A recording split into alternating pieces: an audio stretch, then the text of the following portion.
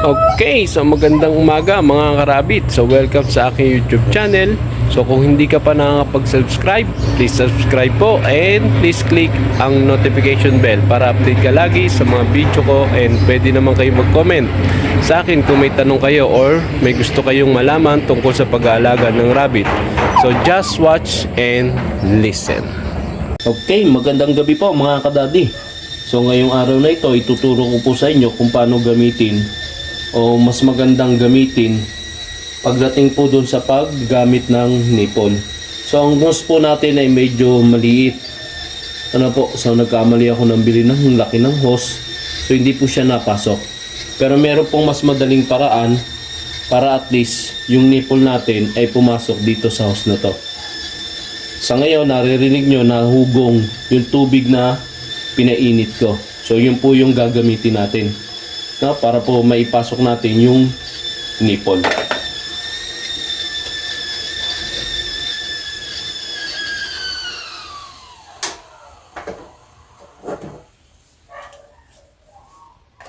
Ayan mga kadadi, kung makikita nyo umuusok. So ibig sabihin mainit po yung ginamit natin tubig.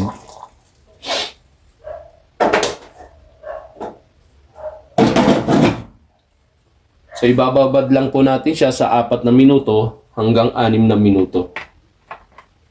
Para at least lumambot po yung ating hose.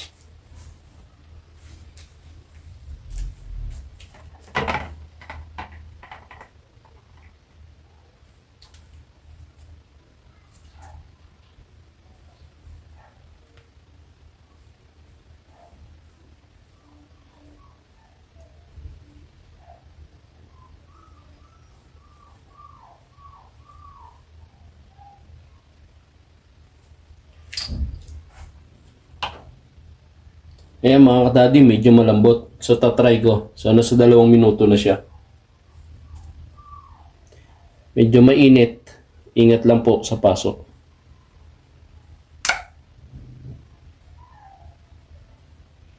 As in, kulang pa talaga sa 2 minuto.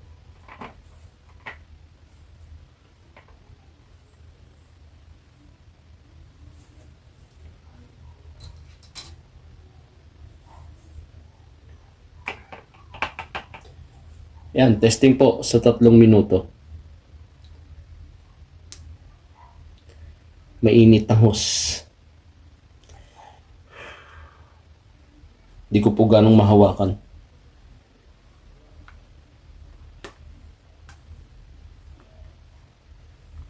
Ayan.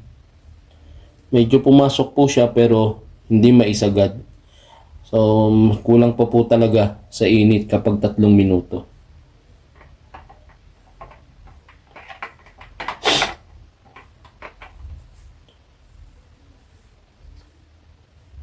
Para sa 3 minuto at kalahati.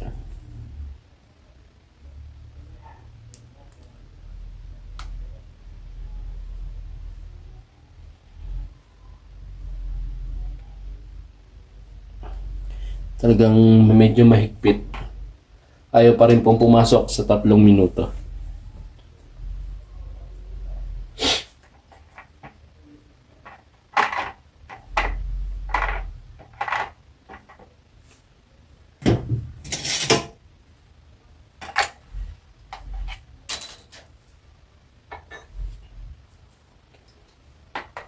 Okay?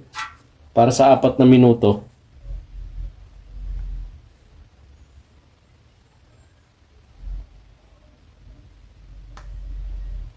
Ayan, pumasok po mga kadadi. So nakakalahati na.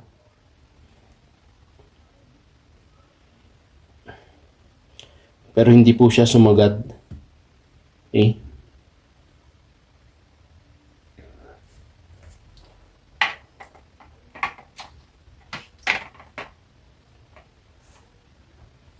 para sa 4 na minuto at kalahati.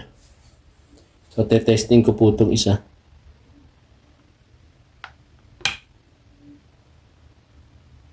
Ayan, pumasok din po. So, isasagad na lang natin. So, medyo mainit kasi.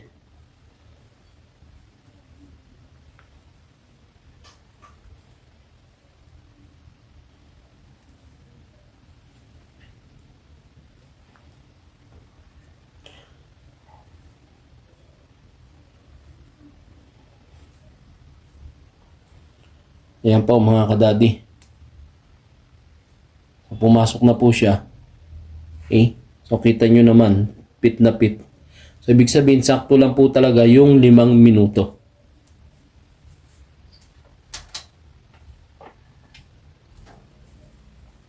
Ulitin ko po ito, yung kalahati.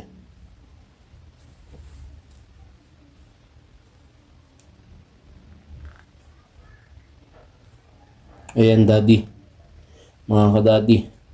So saglit lang po, ipinihit ko lang. So pasok na po siya sa loob. So kailangan bago lumamig, yung pinaka-hose natin ay sakto na po doon sa gagamitin nyo. Nakaposisyon na yung nipple. So isa na lang po.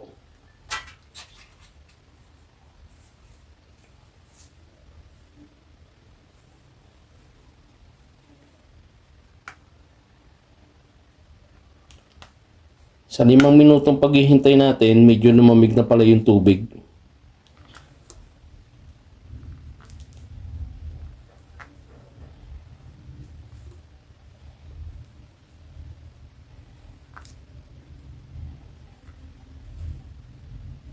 Ayan po mga kadadi. So naikabit ko na po yung pinakahuling nipple. So 4.